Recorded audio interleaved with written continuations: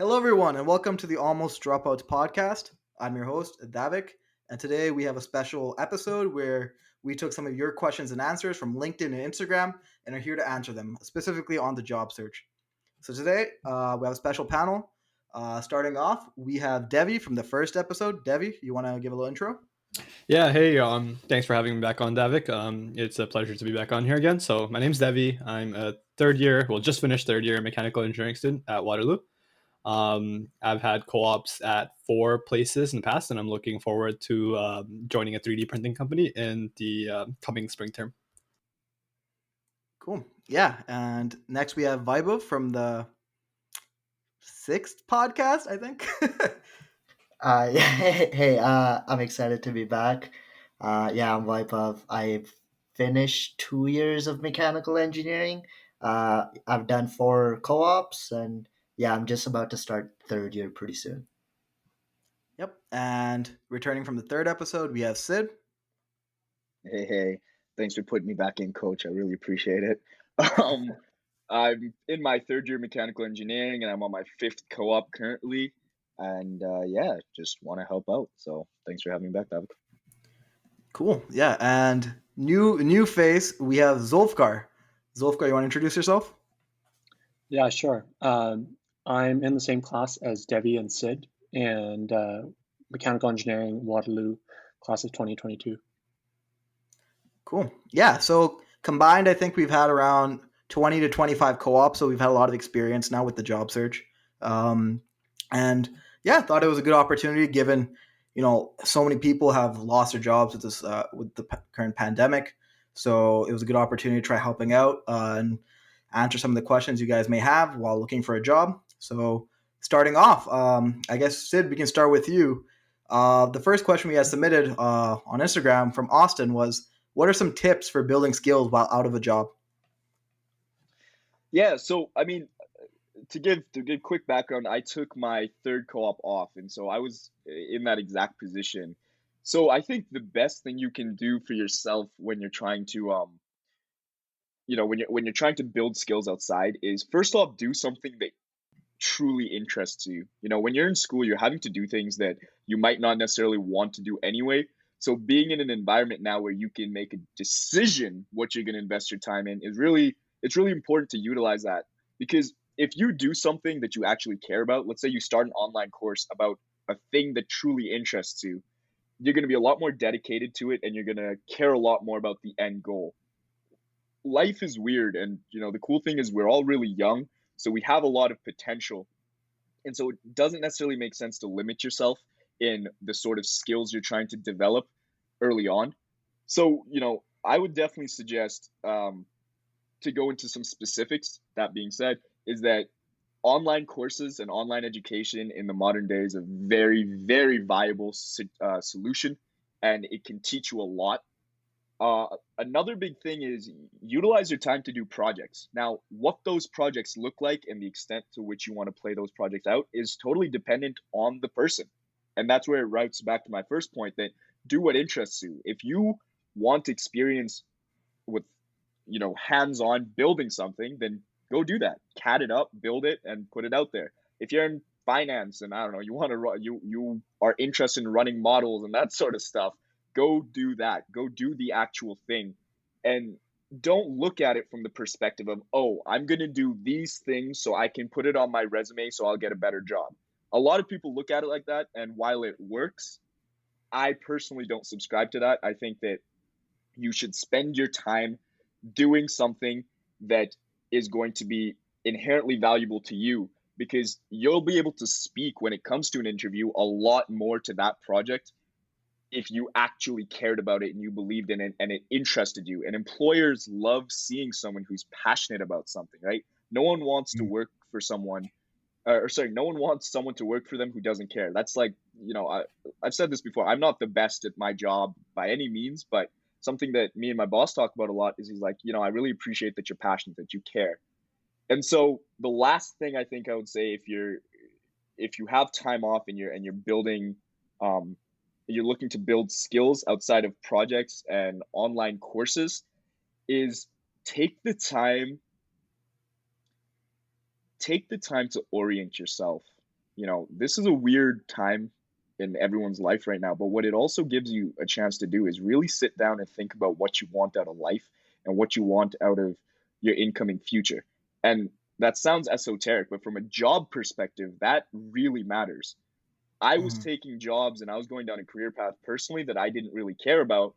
And it was, I wasn't seeing any success because I was doing things I didn't care about. And when I pivoted, because I had time off to really consider what I wanted to do, I found a lot more success a lot faster. So, Mhm. that would be kind of my go-to things. Use online education, do some projects that you care about, and also like just take time to rest and think about what you really want out of life. You're young. If you're listening to this, you're likely pretty young, and that's a real blessing. Like you can do whatever you want, but you got to figure out what you want to do. I think like one really important thing you said there is that do something you're actually passionate about. And because even when you're looking for a job, if you're gonna like if you're building skills in something you don't want to do in the future, then what's the point of doing that, right? So Yeah, try man. figuring out what you want to do. Yes, sir. Absolutely. And like you never know what skills will come in handy when. A lot of the skills I built in my first job, that I or like the first opportunity I found for myself when I took time off, I never thought I'd use them. And funny enough, it was a lot of data analysis. I'm using that more than anything in my current job. And actually, that just got me thinking about one other last quick point I wanted to make. You should definitely also use this time to reach out. Like, do not be afraid to cold call and send emails. And I don't mean for a job, I mean to people who you think can mentor you and help you in going forward to where you want to go one day, right? Obviously, with Mhm. COVID, you're not going to, email someone and they're going to be like, oh, yeah, come work for me. But you can develop relationships. And I don't mean networking in the way that I think a lot of people think with the big brackets around it, like, oh, I'm going to go out and network. Don't do that. Go have genuine conversations with people who you look up to or who are doing something that you want to see yourself doing one day, and just like don't waste opportunities. The internet is a phenomenal place. You have so much reach, and there's so many nice people who are willing to help, Mhm. that if you just send out in this time of silence, you send out emails and texts and messages and DMs, you never know what'll happen. And even if it doesn't result in an immediate job, if that's your end goal, it can often end up providing you with references or resources that will really help you figure out what you want out of life.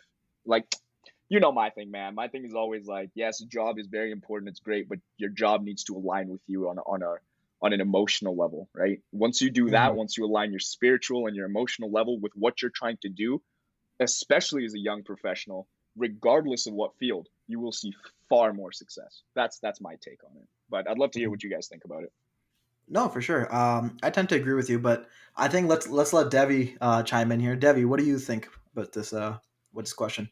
Yeah, I totally agree with what you and Sid mentioned, and especially with the whole like take a moment to like reflect on what your goals are. I think that's super important. In fact, I think that should be the very first thing you do, like right now if you have time, if you know if you don't have, let's say, a job lined up for this coming term, there's a lot more responsibility and pressure on you to really take charge of the next term. But it's also a blessing because it's an opportunity for you to take charge of the next term and focus on the things that you want. But that needs to start with first assessing, like, what are my goals? What do I want to accomplish in the next 4 months? What do I want to accomplish in the next couple of years? And and then basically create a plan Mhm. for what you want to do immediately to either help achieve your goals or just help explore them. I think it's super important that you have a plan and you plan this out near the beginning, because if you're anything like me, it's going to be very difficult to keep yourself focused on what this objective is, especially as you move on into the term.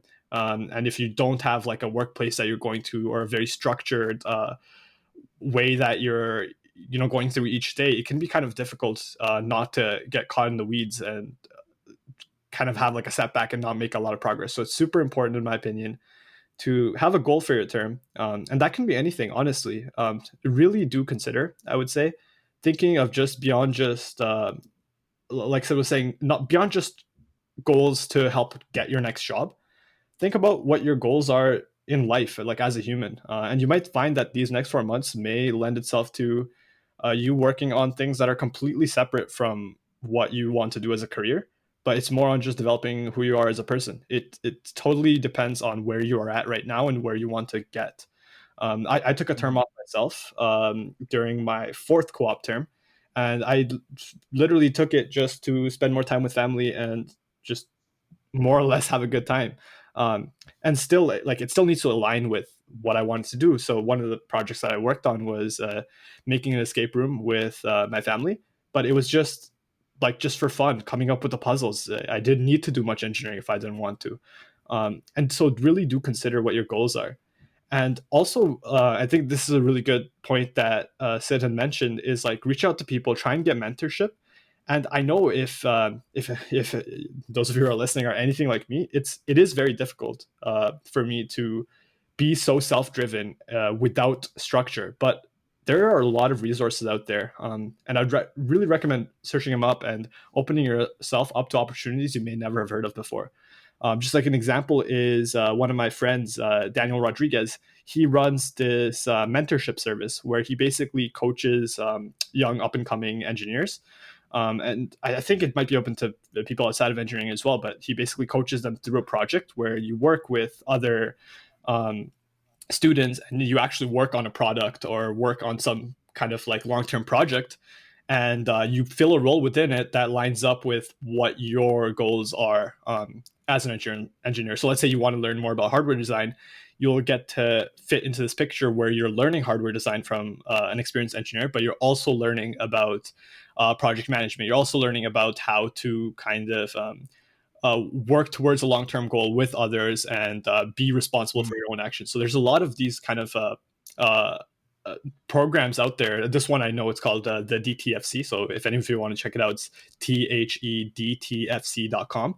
But I'm sure there's others out there like it. But the idea is you get active mentorship and kind of like a more structured environment. And sure, you won't get paid, but it's still an opportunity for you to learn what you would have wanted to learn in a job, but in a setting that, in fact, may even be better for you because it's going to be tailored specifically to you. So my recommendation, just kind of to sum it up, is take stock of what you're trying to accomplish, what your goals are, and then make a plan for it. And use the resources around you. Try and open yourself up to opportunities you didn't know existed, to make that plan. And then the next step is honestly a bit easier. The follow through, once you know what you want to do, it's a lot easier when you have an idea of how you want to do it. Mm-hmm. Hey, No, sorry. Yeah. I just what Debbie just said something really interesting. I want to touch on real quick. I think Debbie talked about the idea of he took time off to spend time with his family, and I just want to say that during this time, if you should definitely do the things that you've promised yourself to do, and like Debbie just hit it on the head when he talked about setting goals and like using this time to come up with a plan. And part of a plan should be the time you're doing things that you promised yourself that you would always do when you have time. But what that means is that if you promised yourself you were going to rest and take time off, dude, now is the time to do it. You don't necessarily have to be grinding and hustling 100%. Like if the most productive, useful thing you can do for yourself and therefore your career is to rest, then go and earnestly do that. And I mean, really, don't be on your phone till 2 a.m. Don't do that. So if you want to rest, you have nothing stopping you from going to bed at 9 o'clock and just taking time off to unwind. So this is a really unique time to develop yourself. And I don't want it to seem like we're circumventing the question. Like the question was how, what sort of things can I do? But I genuinely, from experience, and again, Debbie, if you disagree or if you agree, I'd love to hear it, is that taking care of yourself on a goal level, on a soul goal level, is really going to be helpful to you to figure out where to go. And I just want to say that, for specific resources, because I don't want someone to walk out of this and be like, well, hell, they didn't actually say anything. edX is what I used for online courses. It's like a partnership between MIT and Harvard, and they put a whole bunch of online courses. I know Coursera and stuff. I used edX for all of my online courses. For if you're a mechanical engineer specifically, you can often get Fusion 360, which is a CAD software on like your Mac and stuff. And so you can run and just mess around with simulations, and then you can use the AutoCAD site, or sorry, the Fusion 360 site to like walk you through tutorials, and you can get some really cool projects rendered out of that to put on a portfolio. Those are just some specifics. So that someone actually has a touch point. But yeah. No, yeah, for sure. I think you guys pretty much hit on the head. Like setting a goal of what you want to do in the long term future and going at it. I think that's definitely one way of doing that. But like you guys said, if your goal, if you need to take a rest, then just take the rest. Like you don't need to necessarily be hustling and grinding. And that's sort of like you guys said, is sort of circumventing the question, but it's a genuine thought for anybody listening, that do what you need to do to set you up for success in the future. And I think you guys nailed it pretty well. So I think we should move on to the next question. So this one was submitted by Eddie on LinkedIn. And he was asking, how do you go about tailoring your resume for a specific posting? And I think for this one, let's start with Vaibhav. So yeah, I feel like tailoring your resume is just like one of those, it's just like the advice you always get anytime you're about to apply for a job, but there's not a lot of context given with it. See, the thing with tailoring your resume is not everyone can do it, because not everyone has enough to make more than one resume. Like specifically, if you're going to be applying for your first ever internship and you're only in like your first or second year or whatever, like even later of engineering, you might not have enough to like change around resumes. In that case, just make one, like the best resume you can, and submit it. But I think this question is more so applicable to like the people who've had internship experiences in the past, and then the whatever, like their job got canceled because of the situation right now. To that, I would say there's a lot of things you can do.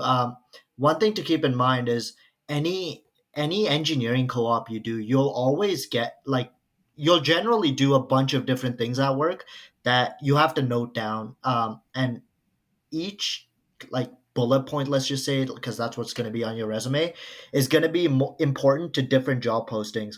What I do when I make like new resumes is, generally everyone has like a skills or like summary of qualification section. That's like the main playground of like where you can play around, because generally employers are going to read that first. Look at the job posting. If the job posting says like, oh, you need 3D CAD experience with SolidWorks, you need good management skills, you need to be like self-motivated, take those exact points and write it in your skills section.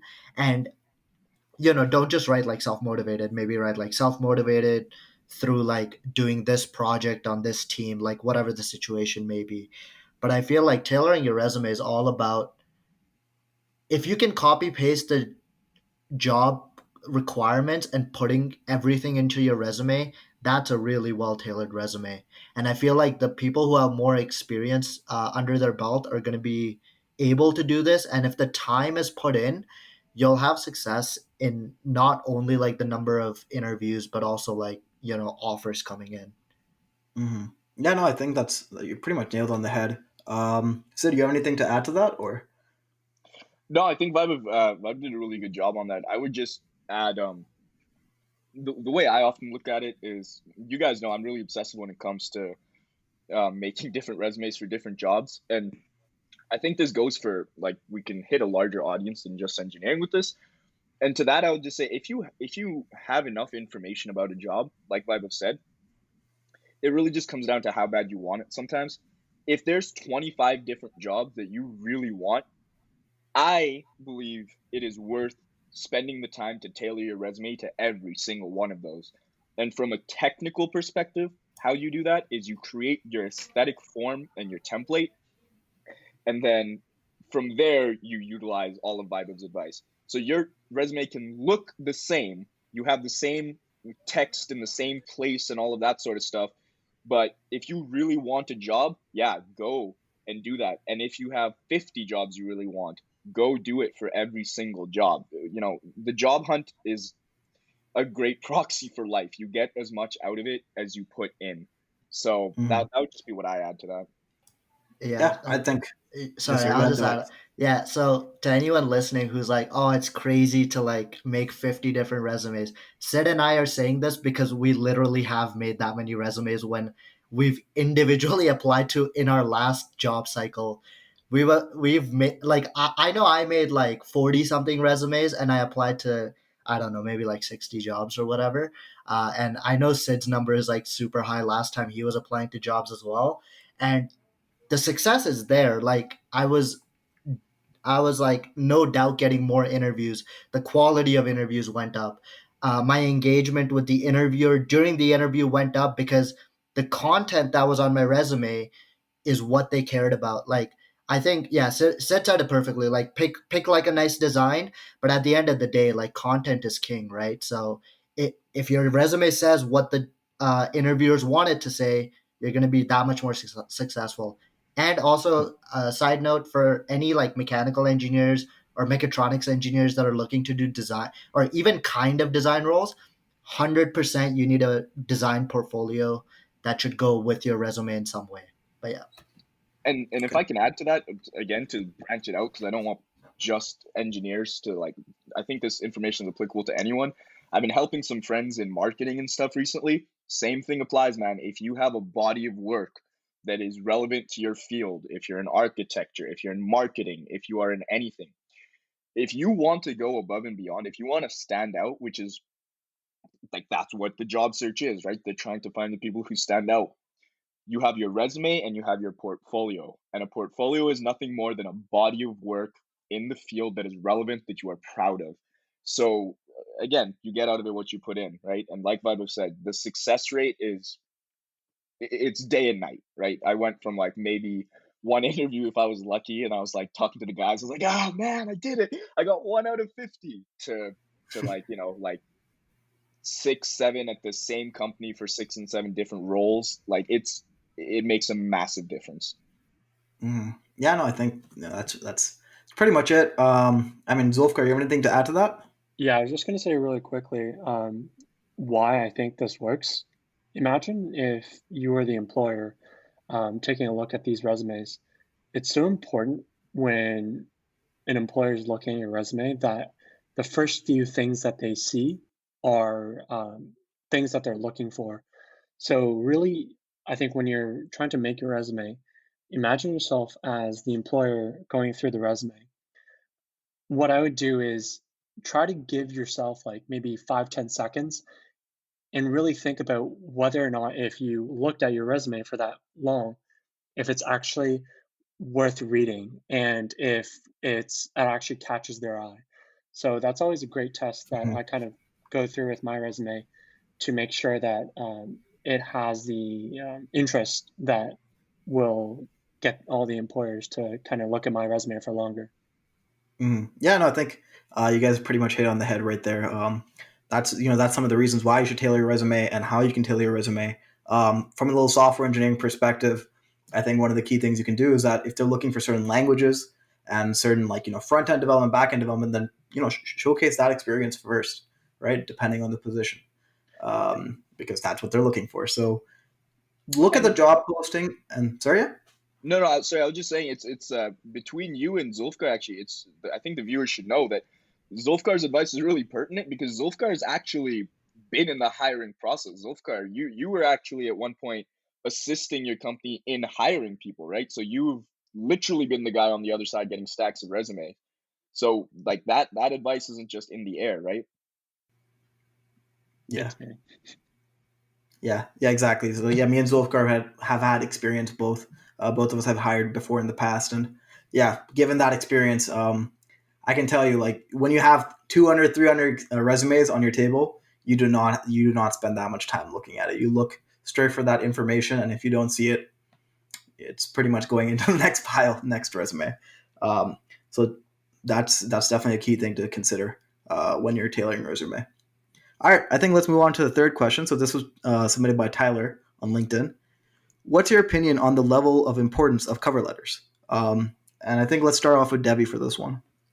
Yeah. So the thing with cover letters is the importance does vary from industry to industry and company to company. So first, I'll just start off addressing like if you're in, let's say, public health or academia, they'll be viewed completely differently than, let's say, you're in tech.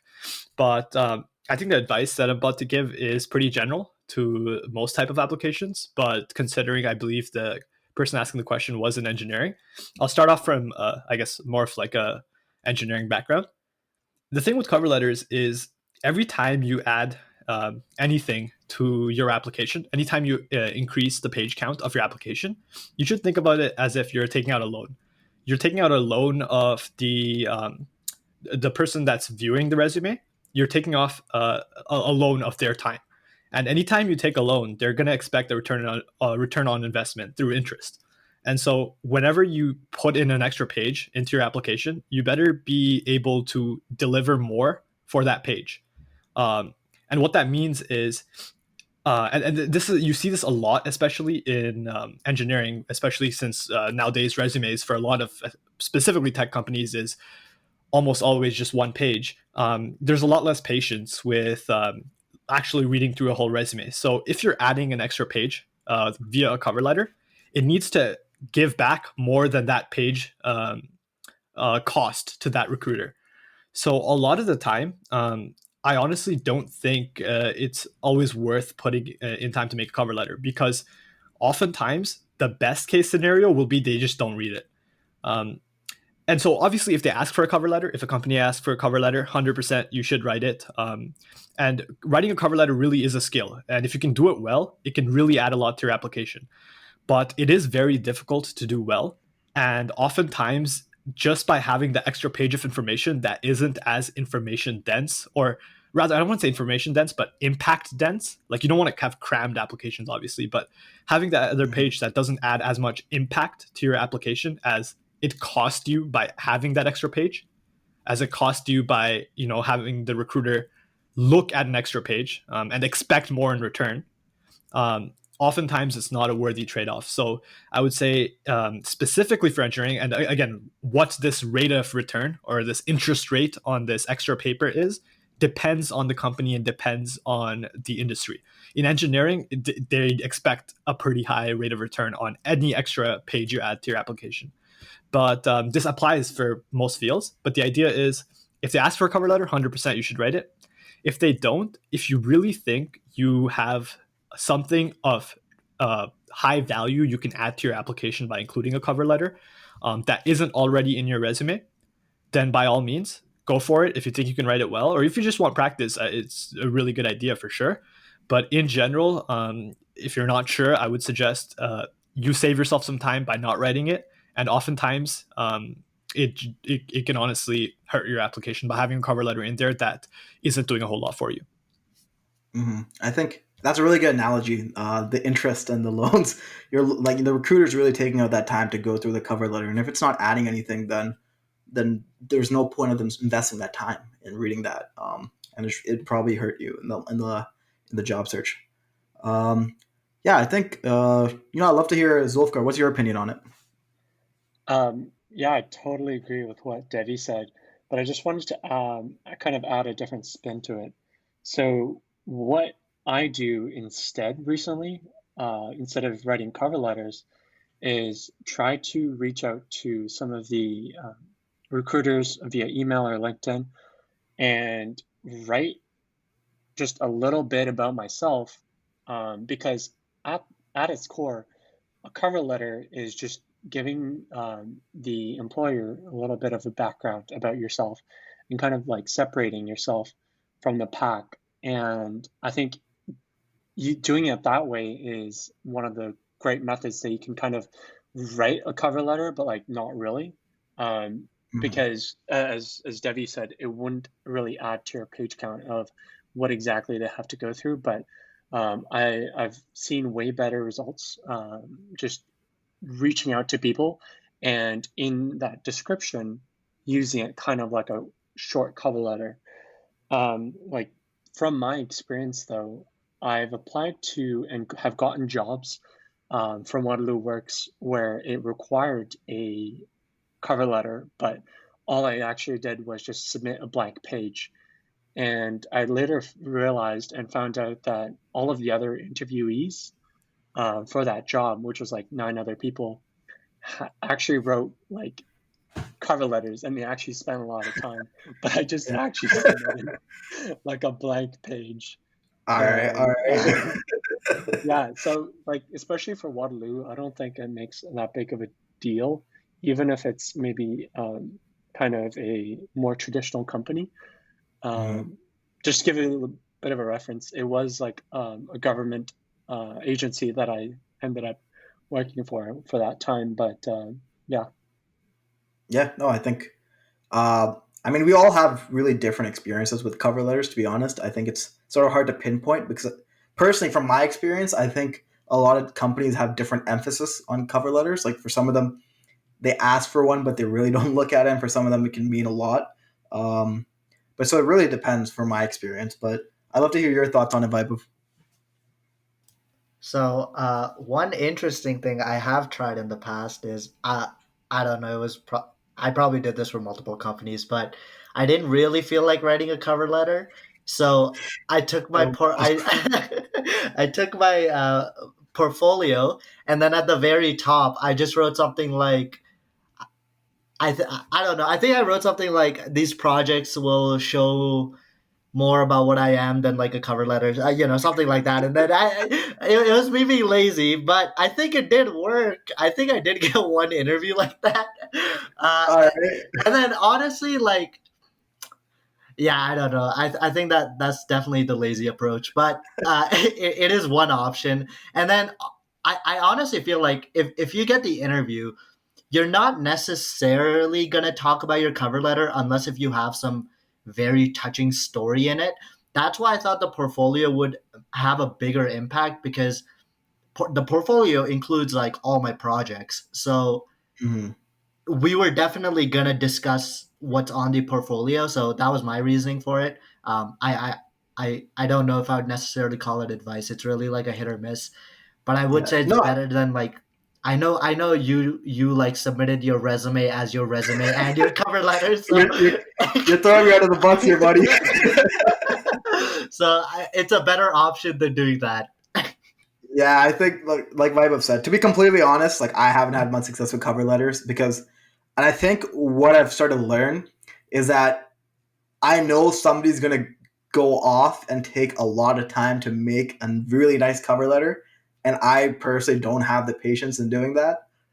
So if I don't think I can invest that much time in, then it's probably not worth me making a cover letter. And I think that's usually been my baseline for that. But yeah, sorry, so you want to chime in? Can I just say though, to play a little bit of a devil's advocate, I think you said it really well. If you and Debbie said it like really well. If you're not gonna do it well, don't do it. But I align with you guys. But to be fair, my first job that I ever got, I got purely because of my cover letter, right? And so I don't know. It's one of those things that's out there. I do align with you guys at this point that, with everything you guys have said, but maybe there's an argument to be made that if you're earlier on in your journey, I shouldn't even say career, then it might be worth it. But really, at the end of the day, it's if you can write a good one, then consider it. If you're not going to write a good one, don't do it. Yeah, so like you guys can hear, we all had very different experiences, but I think the key thing is that if you are going to write one, make sure you're writing a good one, or else it's not worth it. And even then, it really depends. You might not. There's very varying success rates with it. So it's not very defined. But anyway, okay, let's move on. I gotta say that. By the way, I copied the same cover letter from Sid. Dude, I'm pretty sure we all use Sid's cover letter. I'm pretty sure we all literally use that cover letter. Oh yeah, I've copied Sid's. It actually worked. Right. I got the interview. All right, we're spilling the beans. We all copied Sid's cover letter from his first job because he got the job. I want credit right now.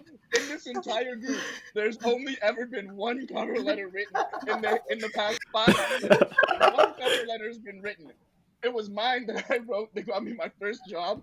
And then since then, we've all been recycling it and changing the company name, which might be why we're not doing well with it.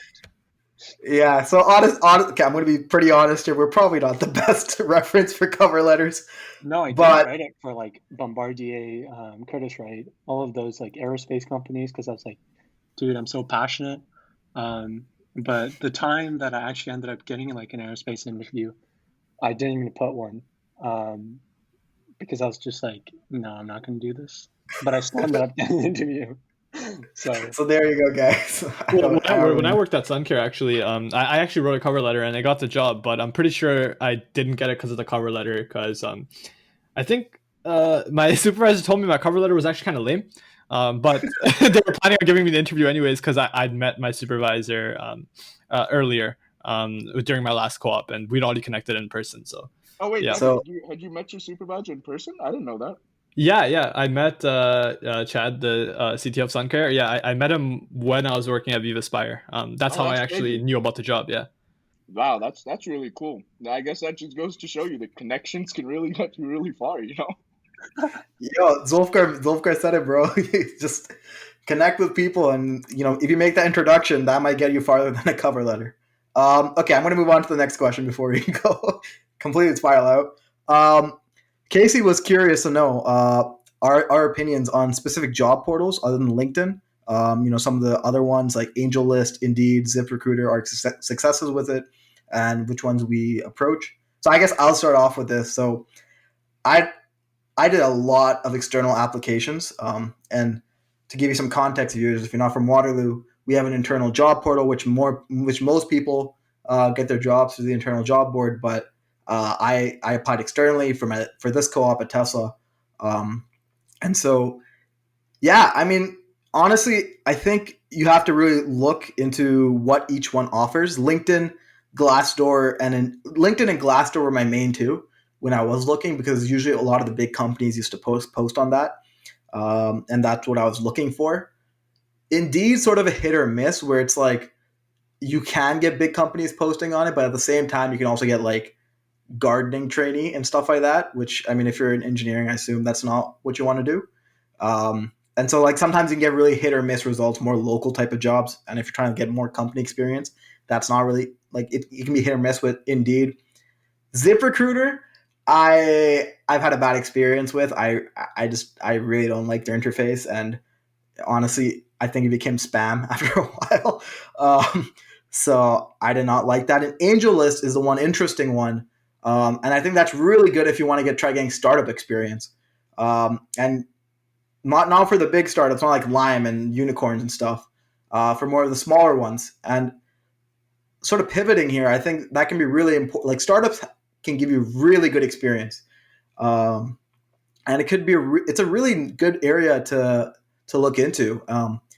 Especially right now with everything going on, they're definitely looking for more help. And even though you might take an L in regards to pay, uh, the experience you'll get is very high class, and you'll be working on building stuff from the ground up. So I would definitely check it out. AngelList is a lot more like it's a lot more informal, because you can actually approach the founders and give them your spiel about why you want to work there, and stuff like that. So definitely check out AngelList. That's definitely one I recommend. But for the big companies, my biggest success has always been through LinkedIn and Glassdoor when applying in job boards. Actually, the most success I've had is actually reaching out to recruiters, but I guess we'll address that in a bit. But if I'm just applying to job postings online, it's LinkedIn or Glassdoor. I'd be curious to see. I'm curious to hear what your experiences are like, Zulfgar. actually, pretty much the same as you, Davik. As Davik mentioned, I really leverage these websites to kind of see exactly which positions as well as which companies are hiring. And other than like LinkedIn, I also use Glassdoor because it has a pretty nice UI. Indeed's like a hit or miss, but I'd say I really use it in order to find which positions are out there and try to find someone on LinkedIn that works there, or try to find a LinkedIn recruiter that works there and reach out to them that way. I think that's a lot more effective, and it's worked better for me in terms of just trying to find jobs that are not on your university job board. Mm-hmm. Yeah. Yeah. Oh, and actually, I'm going to add one more thing here. If you have a university job board, I know for some companies, like they exclusively hire from university job board. It's very hard to reach out externally or in other, or like if you apply in their job portal, it's pretty much like a black hole. So if you do have a university job board, I think that should be the main focus because a lot of it, uh, yeah, a lot of it, a lot of companies hire through there and they can really help you out. But yeah, does anybody else have anything to chime in? I actually had a question for you guys, like a genuine question. Have you guys ever like cold called or like Davik? I know you're really big into external applications. So like, have you ever just found a company or a contact just by Googling, not like through a job board, and just like contacted them? And has that ever worked for you? Yes, sir. To trying it. No to it working. I don't know if y'all remember, but I think I talked about it a bit in the first podcast. But my first internship I tried to find was an absolutely miserable experience, and I tried everything, including cold calling. And to be honest, maybe it was I just wasn't calling the right people, but I did not have success with that. It worked a lot better when I met someone through Mm. sometimes even a totally different context, maybe not even career related, but developed a relationship with them that way, and then reached out to them about job opportunities. But like cold calling companies, I'm sure if you do it in volume, and really if you don't give up, like you're bound to get a hit at some point. But I didn't have any success with that. Okay, fair. Yeah, that makes sense. Cool. All right, let's move on to the next question. So Diana asked on LinkedIn, how to strategically or practically use LinkedIn and LinkedIn to leverage building professional connections. Sorry. How do you, let me repeat that. How to strategically or practically use and leverage LinkedIn to build professional connections?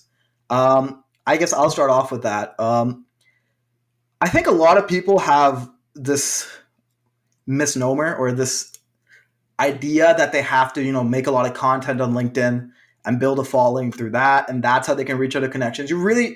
You don't have to do any of that. That's like more of a side thing if you like doing it. Like I like doing it, so that's why I'm doing it.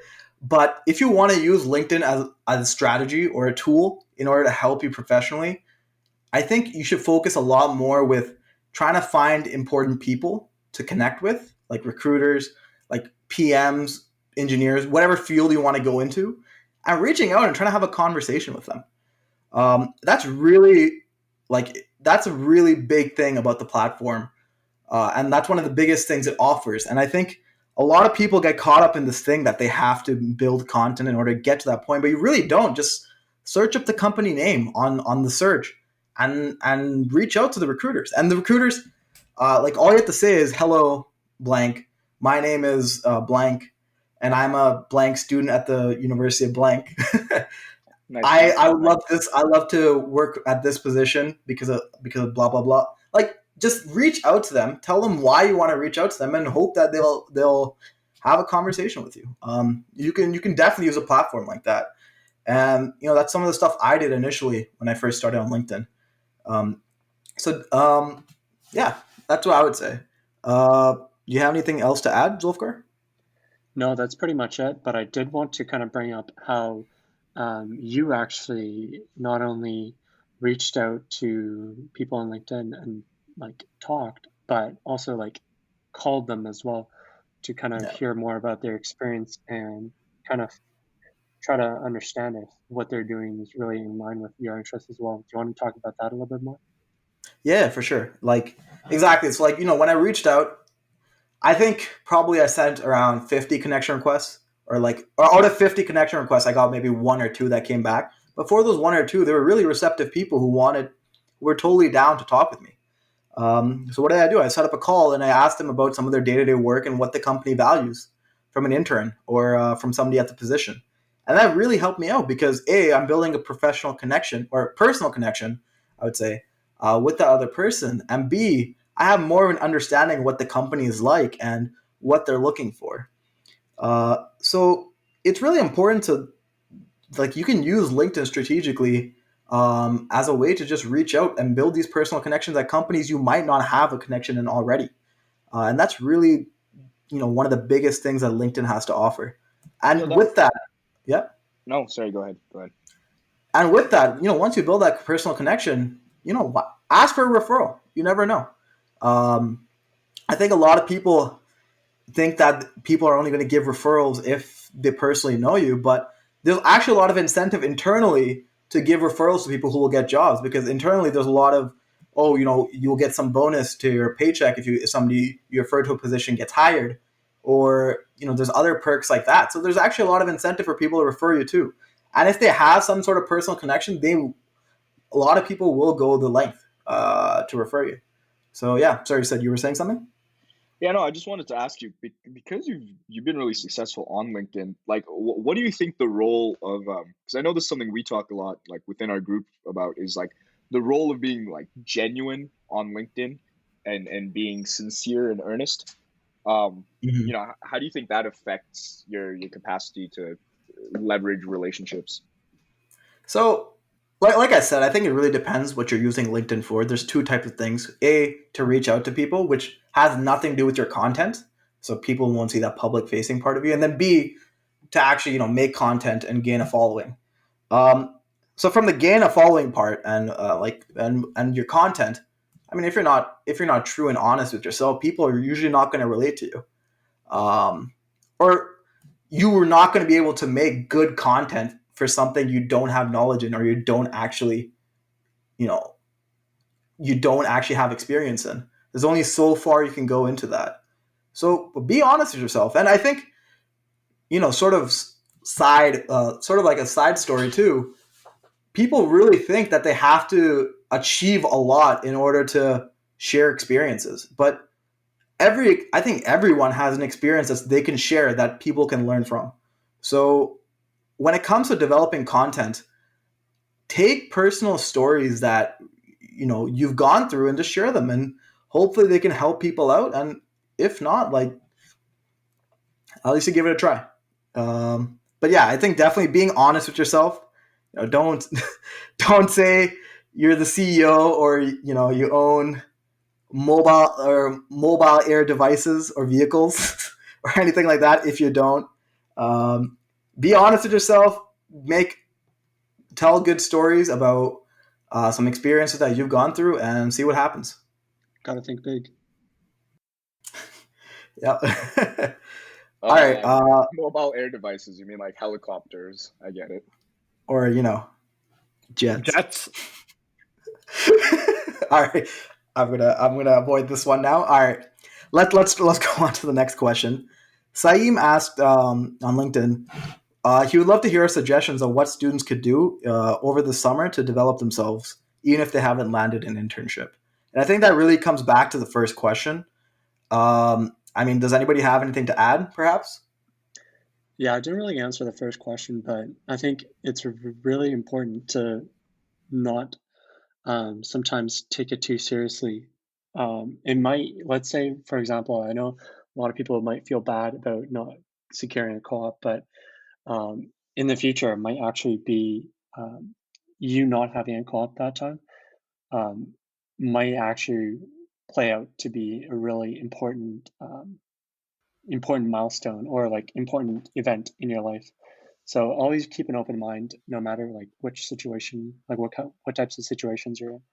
Yeah. To add to that a little bit, like I completely agree with that. Life is far too complex and difficult to predict to say that because I got this co-op, this led to the X, or because I didn't do this, this was the result. To be honest, even if you end up without a co-op right now, and let's say you don't work on any projects or whatnot, just trust me on this. It's not going to have long-term implications, provided that you still have the same goals that you have in mind and you work towards them. So obviously it sucks if you, let's say you had something lined up that fell through, or if you didn't manage to secure something. Like, try not to take it too much to heart or think that there will be long-term implications, because there won't be. As long as you have a goal in mind that you're working towards, you're going to be able to attain it eventually. And it's hard to say whether or not this one event in your life helped or hurt it. And like Solfgar said, it's very possible that you not having a co-op right now is going to be a catalyst for, through some butterfly effect, months from now, that will be the reason why you were able to attain something else that you wanted. So it's really very hard to predict why things happen, and try not to be too hard on yourself, like Zulfikar said, because honestly, this could very well be a blessing in disguise, and no one knows it yet. Yeah, I think- I'm gonna. I'd Oh. wait just Okay, real quick. Zulfikar, you go first. Then Sid. I Sorry. feel like one of the talks that actually best describes exactly like what this could kind of play out as is like Steve Jobs' speech at Stanford, where he talks about how he took like a calligraphy class, and that really ended up really playing a big role in his career in the future. So always keep an open mind. Yeah, Sid, Yeah, sorry, no- you were saying? Yeah, no, I was just gonna slingshot off that, like totally aligned with these guys. I will give one caveat though. I understand that it can, what we're saying that, and we're making it sound really easy. But if you're in a financially tight place and like you are getting through school based on your co-ops or something like that, it's really hard to swallow this with like a grin and a cheer. But you know what, man? Like it can be very tough, and I do sympathize with that. But at the end of the day, this is a little bit of just like on a broader scale life advice. It's like you do the best with the cards dealt to you. And, Debbie talked about the butterfly effect and Zulfikar just talked about that. Like in my life, I don't even need to go out as like a philosophical exercise.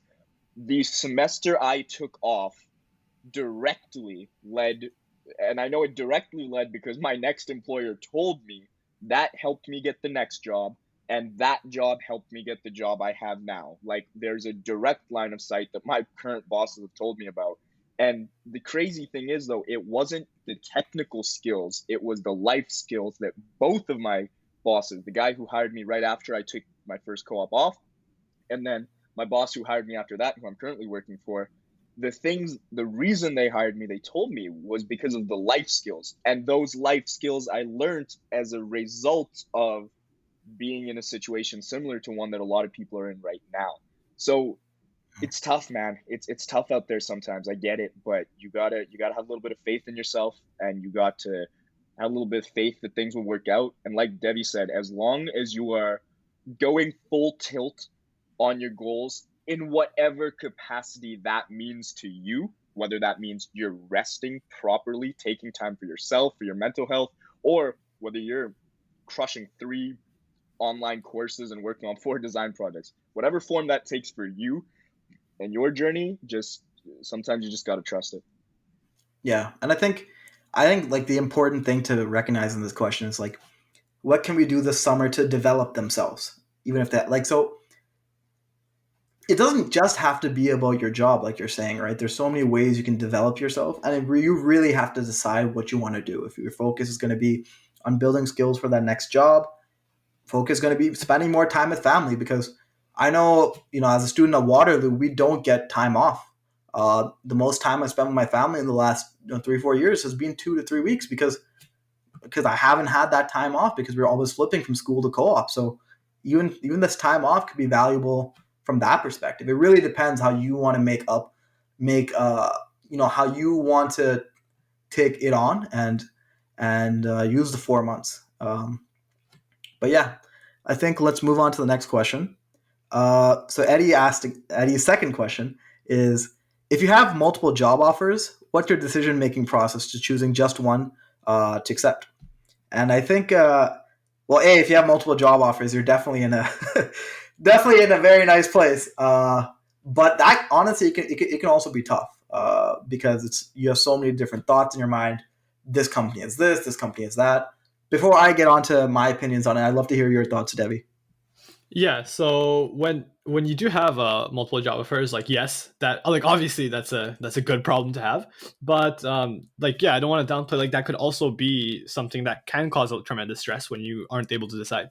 So I'd say the very first thing to do is to just list out I guess your criteria. It's like any kind of decision making process. List out what you're looking for, and the most important thing in this step is just be honest with yourself. Like if you're looking for pay, for example, that's completely valid. I know a lot of people will be like, oh, this is your intern, don't focus on money and whatnot. But the thing is, no one else really knows what's best for you and what your situation is. And if you right now you want a payout, like, that is completely valid. The most important thing is that you're honest with yourself about that. And you say, okay, like, this is something that I really do need from my next co-op. And you assess that head on. If it's about the company, sure. But a couple of things that I want to add that may not be apparent at first, but I think is very important to consider when you're picking your next co-op is first, opportunity for mentorship. I think, especially if this is an internship, it's very important to have opportunity to grow and learn, and to have guidance around you that will really help you make the most out of your internship. So mentorship to me is extremely important, and that's something I consider a lot. So based on the values of the company, based on the team I'll be working in, based on what my opinion and feelings towards the interviewer was, if they were going to be my supervisor and manager, that's something that I value a lot. In addition, it's the actual role. I think one important distinction to make is take a step back from just the company you're working at and consider the role you are fulfilling. It's possible that, like, one company is perhaps like a dream company, let's say. But I would say focus first and foremost on that dream role, because if you can attain your dream role at a separate company, that could directly help you get your dream role at your dream company. But it doesn't always work the other way around.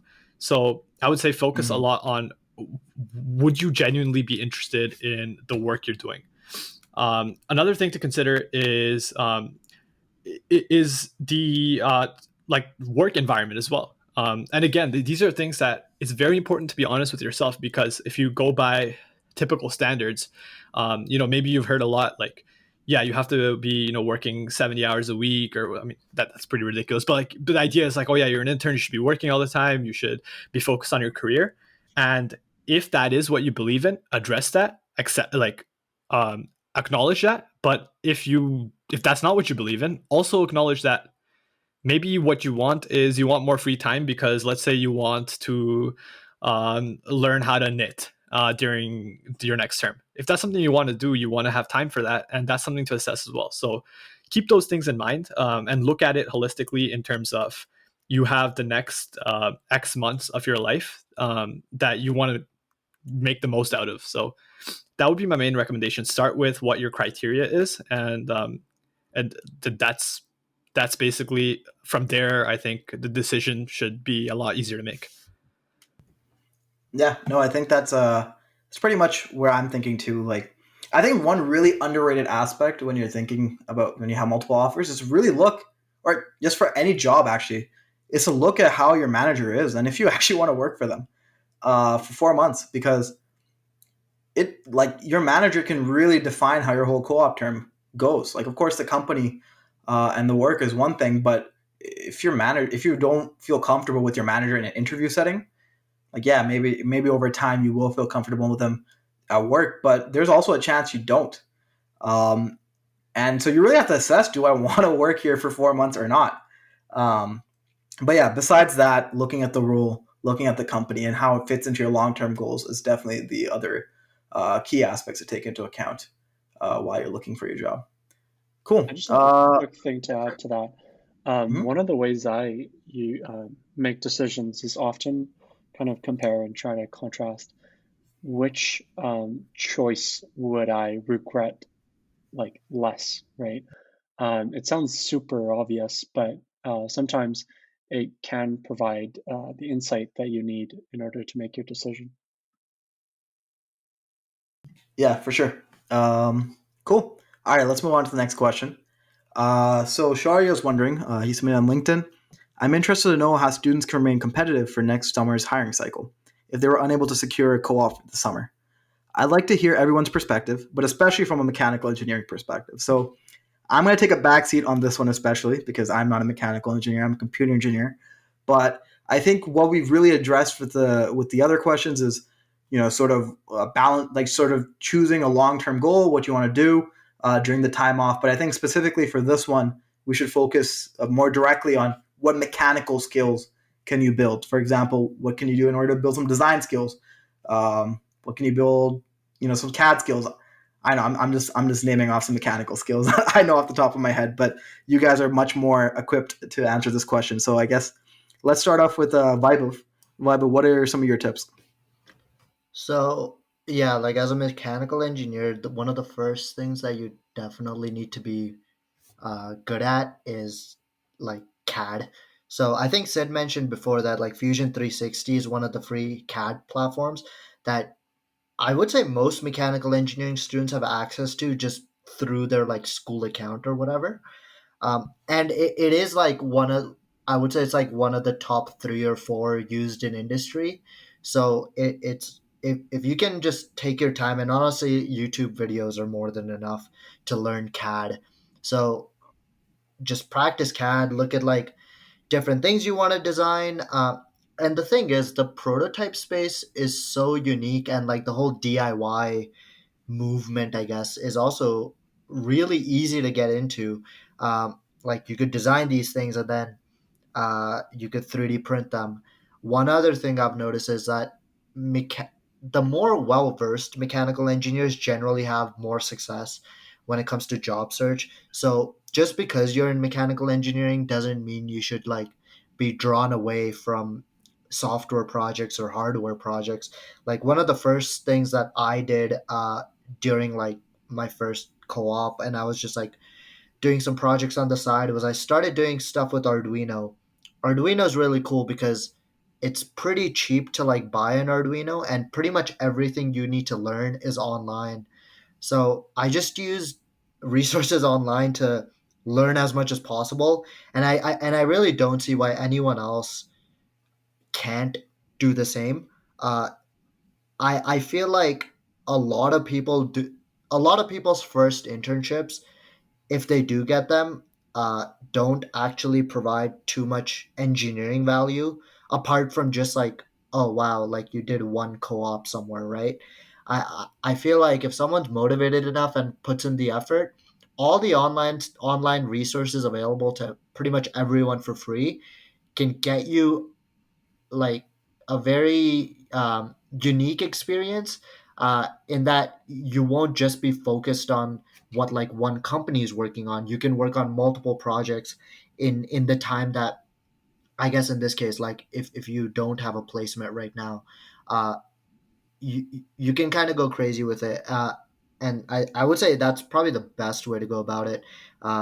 Like design stuff with like most likely like free CAD platforms, and also dip your toes into more like non-mechanical projects. And what that does, honestly, is it may not directly lead to you getting like a cool job, but I can almost guarantee that once you do get a job, just the experience of having touched electrical systems and software systems will make you a more well-rounded engineer, and you'll be able to tackle like more difficult and complex problems. Mm-hmm. Yeah. I mean, I don't really have much to add because I'm not a mechanical, as you guys know. But yeah, I'd Sid, actually do you like have to any? add to Okay, that if all right, go for or it. after Sid, sorry. No, go ahead, man. Don't worry. But one thing that I want to actually make a comment on is when you're actually doing all these projects, don't take it lightly, especially if you're going to be applying for a very competitive company.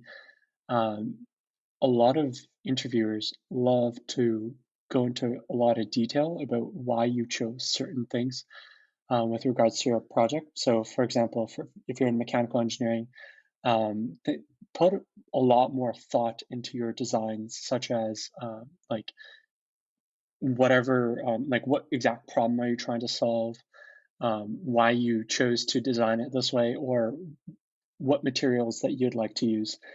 By taking that extra step in your design decisions, I think that will really showcase your ability to critically think and really pull off kind of a better project. Much better than if you're just like copy pasting an existing work from somewhere else. Mm-hmm. Yeah, Yeah. 100% with that. Like as you're going through a project, I think one valuable way to look at it is think, let's say you are making this for a client, or let's say you were making a product that you have to pitch to investors, for example. How would you be able to work through your process and describe your decisions? I think that's basically, if you can describe and if you can justify your decisions in whatever you're designing, I think that's a good way to see if you're on track and if you're making something that could potentially add value in a workplace setting as well.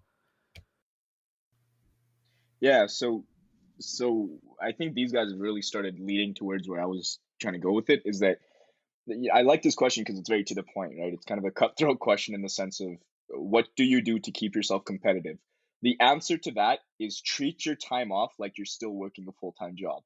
And by that, what I mean is obviously you have some freedom, but if you're serious about it, Monday to Friday, set up time for yourself. It doesn't have to be, 9 to 5 or whatever, but set up a serious time for yourself, get dressed, and go to work on your project.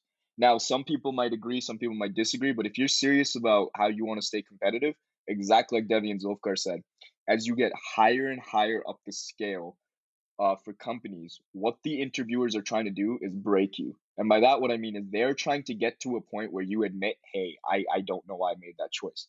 Not to make you look like a fool, but to see how much you've thought through something. So what that means is, to kind of combine what Devi and Zulfkar said, yes, do not take it like lightly. Work on something you care about and really treat it like a job. You have a couple hours a day, right? Depending on how crazy you want to go, where you are dedicated to that thing. And tell your parents, tell everyone that, hey, from now to now, I'm working. And like, go at it, seriously. Think about it like this. The easiest way to look at it is there are people who are working a job right now. That is your competition. If you want to beat people who have a job, how are you going to do that? You're going to have to work as hard, if not harder than them, in a quote unquote job like setting. But if anything, I would say you have the upper hand in that what you work on and how you manifest it is completely up to you. So you are not at mercy of, damn, I thought this job would be cool, but now I'm just pushing paper.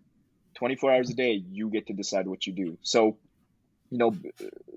just to make sure people understand, I'm not changing my stance. I'm still saying, like, if you need to take time off, blah, blah, blah, do that. But this particular question is saying, what do I do to stay competitive? So I'm assuming you have already decided, no, I want to work on skill development precisely. So that would be my suggestion. Like, get to work, seriously. Roll credits. That's like the best answer. There you go, guys. You got 4 mechanical engineering answers right there. And I know my contribution to that answer was the most valuable one, but there you go. Just kidding. Do you do comedy, Davik? Do you do comedy? Wow. Bro, my next podcast is going to be a full comedy podcast. Just watch out. I thought this was a comedy podcast. Damn, bro. Straight savaging out here. Yo, Zulfkar ain't coming back, bro. Zulfkar's done. Zulfkar tipped his hat and he's like, and scene. All right. Let's move on to the next one. So next question comes from Murtaza from Instagram, and he asked sort of a story type thing. But one of the biggest things advisors drilled into me is to apply, and just try to get a foot anywhere while I'm hunting for internships.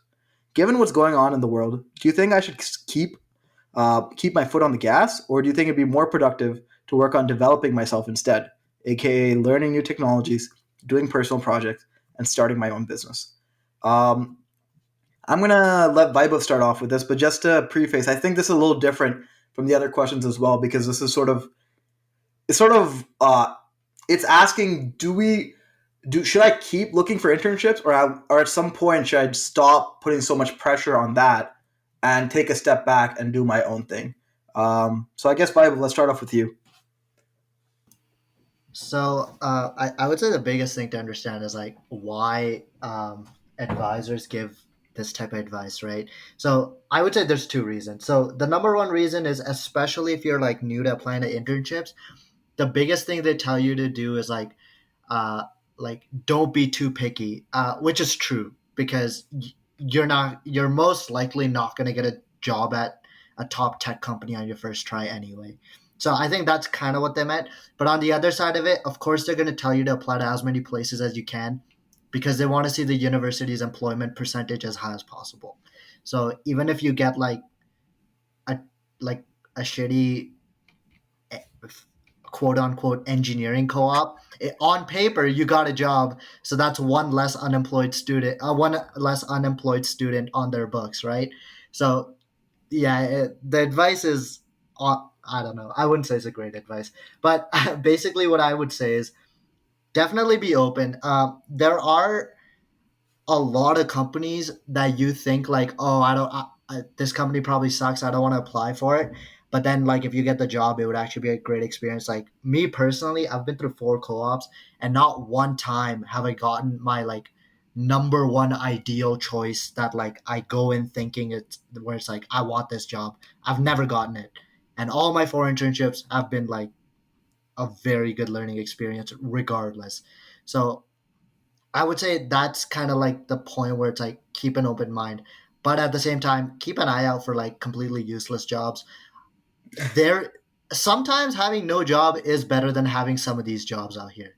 So if you are self-driven and like you know that, I think the question itself stated it's like working on looking into new technologies, doing personal projects, starting your own business will all be better options than working as like a line worker on a manufacturing line, right? Or I don't know, being a secretary basically to like an engineer. So it's really hard to tell sometimes, but be, in this particular case, honestly, because of how few opportunities there are, start prepping uh, to think about like what personal projects you can work on and whatnot. But at the same time, keep applying, but don't apply blindly, is what I would say. Um, Look at the company, look at what they do, look at the role, then apply. And Yeah. I think one thing to like I'm going to quickly throw in there though is look at your financial situation as well. Like if you need to do that job, then you have to do it. So you definitely have to assess that before perhaps pursuing your own thing. But otherwise, like Vaibhav said, I think that's pretty valuable. Um, I and think yeah, I think yep. Sorry, Hey, said go sorry. No, ahead. I just want to jump in real quick. I think it's really important to keep your eye on the ball. To jump off your point, Davik, that like yes, like I've said earlier, sometimes you are just in a financial position, and I don't want to like alienate those people because like, dude, that's a lot of us. We get it, but keep your eye on the ball. Just because even in the event that you have to take a job, dude, a job most times, especially if you don't care for it much, is 8 hours of your day. You still have 8 hours a day, dude, and like if there's something else that you're gunning towards, use those 8 hours a day. Like there's nothing stopping you. Yeah, I just want to clarify. I was strictly speaking from an experience point of view, but yeah, the financial side is completely different. But also, I think the question was also asking whether or not, I guess, right now in the state of the employment market, whether it's even worth the time invested to keep searching. Like, provided, let's say they want a job for sure. So I don't know. What do y'all think about that? I think that's a great point that you bring up. I think it's going to be a little bit difficult with the competitors that are just in the field now. Like you're not even just competing against people that have, let's say, no experience, but there's a lot of people right now that do need money and also are really good at that specific role. And don't be I wouldn't say don't beat yourself up too much if you don't end up getting a role, because these are really difficult economic times, like right now and like to come, right? So I think that's a great thing that you pointed out. I'd like to hear like what other people have to say about this too. I mean, the first point I would like to make is I would trust Zolfkar because he's on Wall Street bets a lot. So I mean, this guy knows some stuff. Just off the bat. Bro, spy puts May 9th. Sorry, I'm just throwing that in there.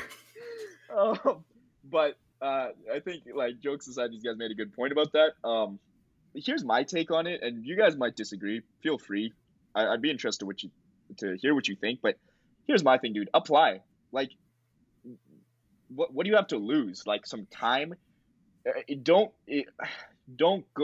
spend 24 hours of your day on the application, because you got to play. You got to know how to play the game. And the game right now is that it's a difficult time. Like Zulfikar said, you're up against a lot of different competitors of different levels. So don't kill yourself applying, but do both. Like, how long is it going to take if you have done all the prereq work to build your resume and stuff? Apply. Boom, you're done. That was your 2 hours. On Monday that I applied, now I'm going to use the rest of my day to work on the other stuff. That's how I would approach it. But Yeah, no, I agree. Yeah, that's pretty fair. But yeah, no, these are unprecedented times. I mean, like Zulfikar was saying, so many people some of the most highly qualified people who have some of the craziest experience in the industry, they're without jobs right now, and they're looking. So the competition is definitely at an all-time high, especially at this point, where so many people don't have jobs. So I think Vibe put it nicely, where start prepping to have a plan to what to do otherwise. But like Sid said, spend some time to apply to jobs, but make sure you have a backup plan and you start working on that, building that. So, because honestly, at this point, I don't know what the chances are. I don't know what the likelihood is, depending on your situation. Listen, bro. Listen. This is the way I look at it. If you want to be a killer, you got to train like a killer, all right? And that means a world champion is training even if he doesn't know that the fight's going to happen. Shout out Tony Ferguson, All right, Connor. UFC 249. Just saying. But seriously, train like the fight is going to happen. Apply, train as though you're going to go into an interview. And then if you're not, that's fine. Like, just be ready for it, right? You never know how stuff is going to work out. Sports are history. There's no more sports in the world anymore. Hey, man, don't say that, bro. UFC 249, bro. It's going to happen. Dana White said so. The private island? Fight Island, bro. Let's go. Oh, man. Hopefully they actually fight this time. It's not like Adesanya and Romero. But all right. I think if they see 14, there'll be more action than what you guys saw that night. Why? Why are you guys gonna hurt me? Sid's about question. Go ahead. Yo, Adesanya versus Romero was the worst fight I've ever seen in my life. I think I fight more with my It was the only fight you've ever seen in your life, you fake. Yo, Joanna versus Zhang, that was the real fight.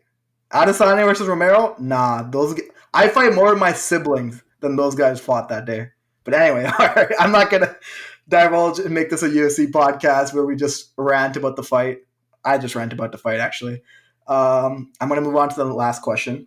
Prashant, one of our, he was there in episode 2. Cool guy. He brought up a pretty good question that he thought we should bring up is, what industries or / companies do we think will be hiring a lot during this pandemic?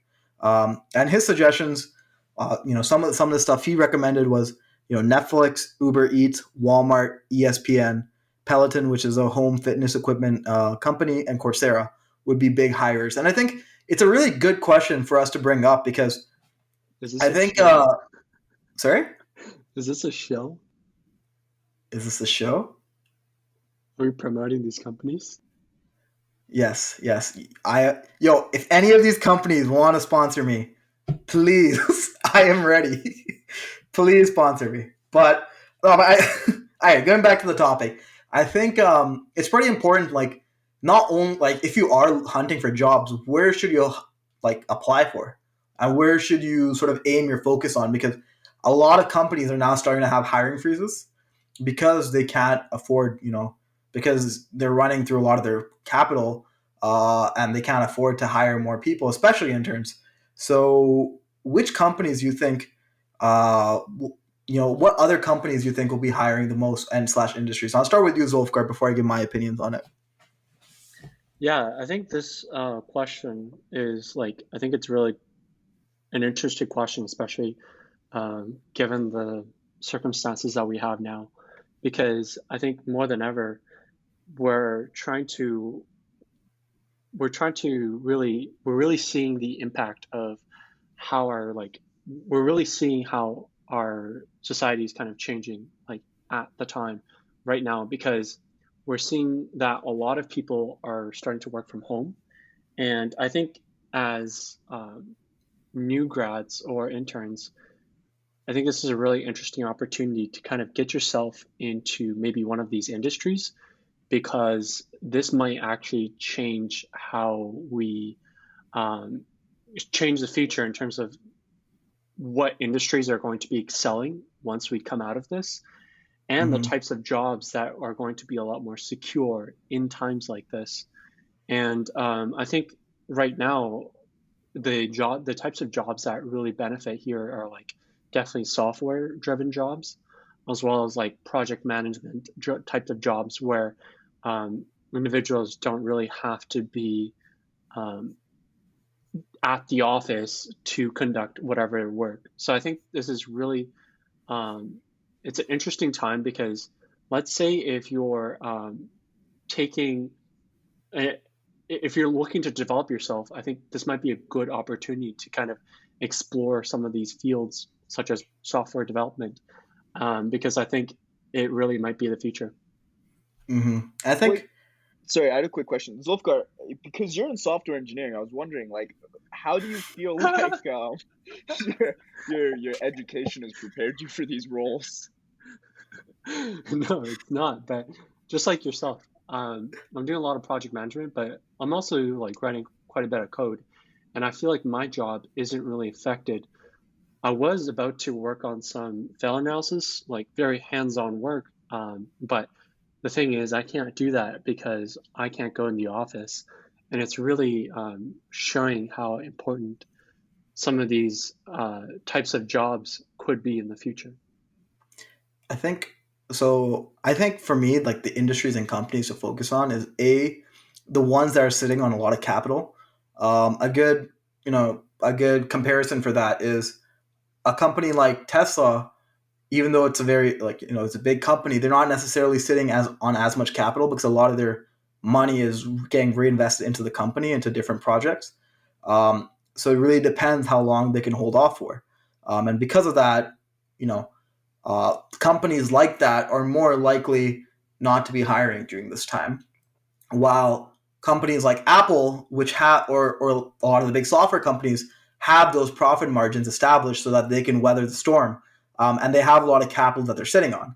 So that's why they can sort of continue hiring even during this time. So I think that's definitely a big consideration when you're looking at these companies. How much? Sorry, yo, can I make a quick comment on that though? I mean, that's a very relevant comment, but I think it's also important to keep in mind that when we're talking about a company like Apple or Tesla, it might be for a lot of viewers like that's like, well, obviously, and not in the sense of like, oh, obviously they'll be open, but like that's a that those are tough companies to get into. You know what I'm saying? Damn. Yeah, no, I 100% agree with that. I'm just saying, like, in terms of the big companies, I think like the ones that are sitting on the most capital are going to be the ones that are hiring right now. But For sure. I'm not going to go to my next part. I think this is a good opportunity to start looking at startups, and and I'm going to preface this. A lot of the work you're probably going to be doing at startups might not be paid because, especially during these times. But if you want to get a position, I think a lot of startups will want unpaid help right now. Um, so because these times are very tough, and they have a lot more work that they have to now do remotely.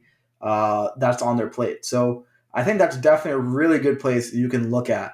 Um, Now, of course, because of these times, the startups might go out of business. That's true, but there's definitely a lot of opportunity there.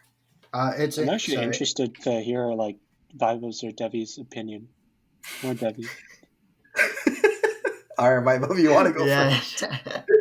it's interesting that you said the startups, because one thing to keep in mind is not all, but like uh, some startups have like locked in funding, so they're not as affected financially during this time. So they're still like obviously like it has to be remote work, but they're still hiring at their normal rate, if not more, right? So I think startups are key to keep in But mind. like, how do you train someone? Like, that's the difficult part, right?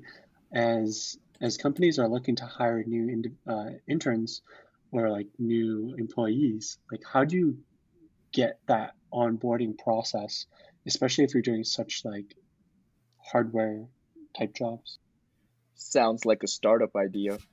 Yeah. Oh well, yeah. Kind of to address that first. Well, by what I was saying, yeah, like a lot of startups, just from a cash flow point of view, can actually afford to keep on students, especially considering it's in some cases cheaper for the government to subsidize the intern working at a startup rather than them to be allocating CERB funds, because interns at startups usually don't get paid that much to begin with. Um, and so and like you said, yeah, a lot of them have funding that's already guaranteed, so they are able to hire interns. From like an actual like logistics point of view, how can you onboard interns? The thing with a lot of startups, actually, even if they're more I guess based on like physical work, like more mechanical hardware, etc. um, the thing is, a lot of these startups are already built on handing projects to interns with little to no supervision and letting them figure it out themselves. So from that standpoint, oftentimes these companies can do really well with minimal like handholding. But in terms of actual workspace, depending on where you are, there are a lot of work like office spaces that are still open, and they just take safety precautions, but they are still open that you can go in physically to work at. But also, depending on the company, there may be arrangements where stuff that you need will be mailed to you that you can work on at your home. Depending on the type of role it is, especially if it's startups and it's some like hands-on tinkering type of stuff, oftentimes you will not need larger equipment, machinery, etc. Or like a actual lab space. Sometimes it'll just be things that you can work on with your computer and a few parts. Nice. That's a good answer. Yeah. Okay, cool. Anybody have anything last to chime in or? Cool. All right. Yeah, so that's all the questions we have for today. I think this was pretty fun, and I hope it's been useful. And I think it can definitely explore more questions in the future. There's a lot of different things we've not covered in this, like resumes and interviews. So if you have any of those questions, please do not hesitate to like message me or leave it in a comment below, so we can try addressing that later on. But otherwise, thank you guys for coming on. I hope you guys had fun. You guys, I guess let's go down the line one last time, starting with Devi. You guys have any last remarks? No, it's just been great to be on the show as always, Davik. Thanks for having me. And I guess the last little message for anyone who's listening and has gotten this far. If your co-op or if your job prospect for this coming term was impacted by COVID-19, I really feel for you. It's been a tough time for everyone, but believe me, believe in yourself. You're going to be able to pull through this, regardless of your situation. Um, Trust me, this is not. This is obviously impactful right now, but long term, you'll be able to work through this for sure. And things get better as long as you're focused on it. Things get better. Vaibhav? Yeah, no, it was great being on again, and yeah, pretty much what Devi said. Like, it's a really hard situation what a lot of people are going through, and I just want to wish anyone like good luck with whatever comes next, whether it be looking for another internship placement or working on side projects or whatever it be. I think, yeah, I think this time, if people are motivated enough, it'll be a great learning experience regardless. So, but yeah. Cool. Sid? Yeah, big thing off the top is shout out to Davik as always for putting this together and pulling people with varied experience onto this. Thanks for having us on, man. Always a pleasure. Thanks, man.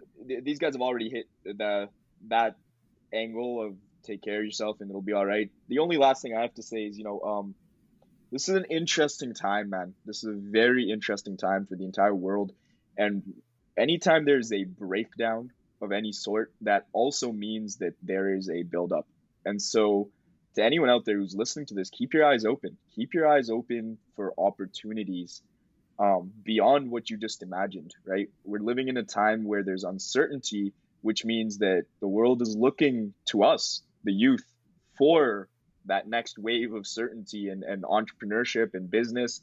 And I mean that beyond just engineers and finance, to anyone who's listening to this. Yeah, keep your eyes open for opportunity. You never know where it's going to hit from. And as my good friend Zulfgar, who's always on Wall Street bets, knows, you never know where opportunity will come from. All right. No, thanks. Thanks for sharing that. Zulfgar, you want to finish off? Yeah, no, everything that these guys said. Thanks for bringing us onto the show. I hope our experiences just kind of help. But you can always feel free to reach out to Davik or any of us with further questions. Even with us, I think there's definitely a lot of uncertainty no matter what, where you're at currently in terms of your internship or whatever else that's in your life.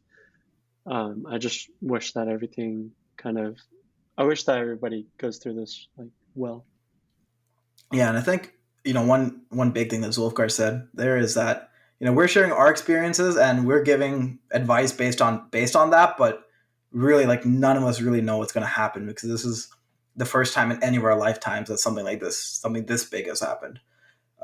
So good luck, guys. Stay self-isolating, stay safe. And yeah, take care till the next podcast. I hope some of the audio issues were ironed out. I bought a new mic. So hopefully my audio is better now. But yeah, stay care till next podcast. And peace.